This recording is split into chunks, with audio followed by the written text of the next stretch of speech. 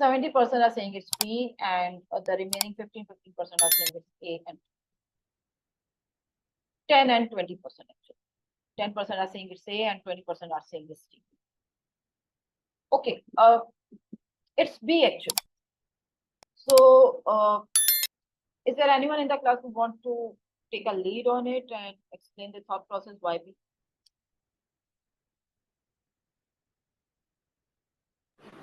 All right, so A cannot be an option because the communication skills will not evaluate the skills of the milestone that he wants to work on.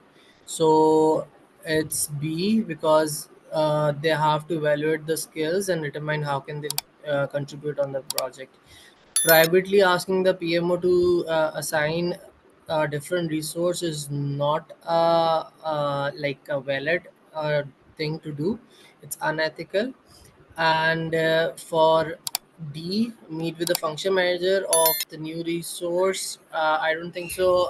Like acting on the rumor is a good option. Like we have to get the thing straight by ourselves rather than like speculations. Okay, so as this is an interesting question, I probably would want to take one more perspective if anybody wants to add something which is not covered by SN. Is there anyone who wants to add some other perspective, who has selected B and wants to add some other perspective to this answer? No? Okay.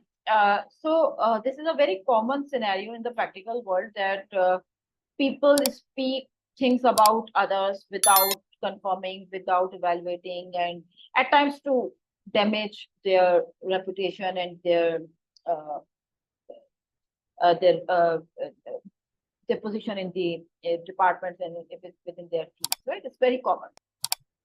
So one such scenario is stated here where a source is assigned to a project which is part of a bigger program. And although the project is small, but it's critical to the program success, right? Now, the rumor, that's actually the keyword. The rumor is that, what's a rumor? Rumor is something which has been spreaded about someone or something, and it's not confirmed, right? That's rumor. If it's a confirmed news, then the answer is going to be different. But if it's a rumor, then it's going to be treated, or should be treated differently. Right? The rumor is that resource is not kept. It lacks some skills. Some skills. It can be technical skills. It can be communication skills. It can be writing skills. It can be any kind of skills. Right? That has not been discussed. Now, how the program manager, rather project manager, how the program manager should be responding, because program manager is eventually going to take the lead on the program, which may have many projects, out of which this resource is going to serve to one important project. So this is a critical project to the success of the program. Program manager should be concerned about it. Right? Now A is going to be right away excluded for the reason that nowhere it is mentioned that it is about the communication skills lacking of them. Don't assume things in the exam. Don't assume things. If it is not stated, don't assume. Right. So A is going to be excluded on that ground. Why B is going to be an answer? I'm going to talk about it later on. First, why not C and D? I don't personally think that it's about ethics over here, that why you can't go to PMO or functional manager. See, based on the rumor is something which is not certain. It may or may not be true, right? This is also possible that this is true, and this is also possible that this is not true, right? Just because of the reason that someone has said that he is not good, you go to the PMO in case PMO is the authority in your organization who assigns or removes people from the project, or you go to the functional manager in case functional manager, if the resource is coming through a functional manager from a matrix organization, is not right. Because what you are going to say to them, that see, I have heard that this resource is not good and I want it to be replaced with someone good. Then they may have asked you that what you have heard and have you evaluated it, and what would you say in that? Nothing, because you have not done your due diligence in that regard.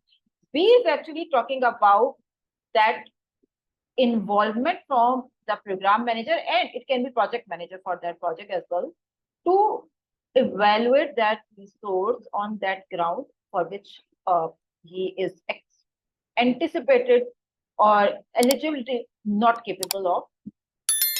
And then you should have your own opinion that this is correct or this is incorrect, that he or she is not capable. Right? Meeting with the resource, discussing them, evaluating them, assessing them, and determining with your own opinion is going to be the right thing to do. And based on that, you may need to go to C or you may need to go to D, depending on your project or organizational structure, but not as a first step. This is not the first thing to do. You may need this if that is proven that yes, this resource is not capable. And that is going to be done only after B step, if that makes sense. So those who have selected D, I can understand where they are coming from. I can understand that they are still assessing the questions based on what happens in this similar use case in the organization. We have that habit of believing rumors very avidly. We can easily destroy anyone's reputation, career, opportunities based on just what we have heard from here, there, or maybe from our trustworthy people. Even if this question is adding that someone trustworthy has told you that this resource is not good enough, then that person is trustworthy. You trust probably him for many reasons, but it's still your responsibility element. So B actually talks about showing your responsibility as a project or as a program. So on the if you apply the professionalism or ethical conduct, the responsibility trait automatically would come. Even if that person who is spreading this rumor or who is like brainwashing you about that resource says that I am guaranteedly saying that this resource is not good enough, you should be still doing your part. The friendship, the the trust is a separate thing, but when it comes to the professionalism, your responsibility is still there. This may be different in the practical world. In this case, probably, like if something similar happens in your case, probably you would still want to go with the team.